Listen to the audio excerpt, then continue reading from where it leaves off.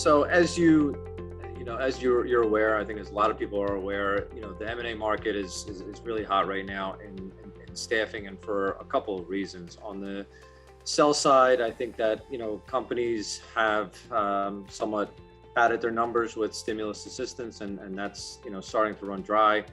Multiples are still very healthy throughout this. And on the other side, on the buy side, I think that people are seeing some opportunity, and some might be flush with cash. As companies start to consider either side of this, what are some things that you've seen in your experience in transactions and just in the market in general? Yeah, Michael, the market has been extremely active over the past 12 months, and it looks like it'll continue. We're seeing acquisitions across the board, across all sectors, and of late, we've seen a lot in the healthcare and professional services. And after going through the process, some of our clients who haven't been contemplating a sale, who've had an opportunity, they understand the importance of making sure, A, they're set up for sale, that their books and records are ready to be reviewed by the acquiring firm's professionals. And it's a little bit of a wake-up call for some business owners on the depth of which their books and records are going to be reviewed. But it's extremely important, if you're contemplating selling, that you are prepared for that sale. And we've been working with our clients through this due diligence process. And what's great is we know our clients, we know their businesses, which makes it easier to work with, especially a private equity firm. But just to give you some idea, we are looking at multiples of between 8 and 11 of EBITDA. And it's important, again, for companies to understand what EBITDA is, what it means to normalize your earnings, which is essentially taking the reported earnings on a financial statement and normalizing them for any expenses that need to be added back, whether it's vehicles or, for example, some payroll adjustments.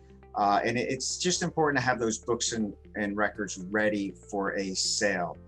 And just from a high level, some of the key issues that come up is, again, we had these discussions in other videos, is state and local tax compliance is very important, because the acquirer wants to make sure that you have been in compliance and there's no skeletons post-acquisition.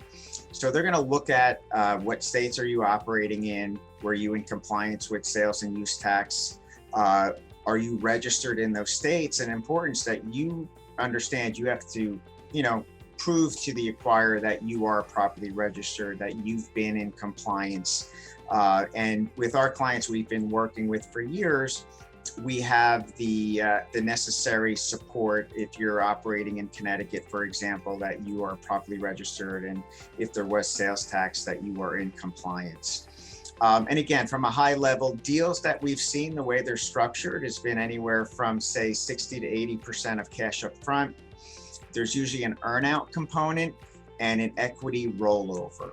So just terms you guys should be familiar with. And, the earnout is going to be based on the future performance, that you are meeting that future performance, and an equity rollover is a little bit of a hook. Basically, you'll hear a second bite of the apple. That's what that equity rollover is. You'll get a piece of equity in the new entity.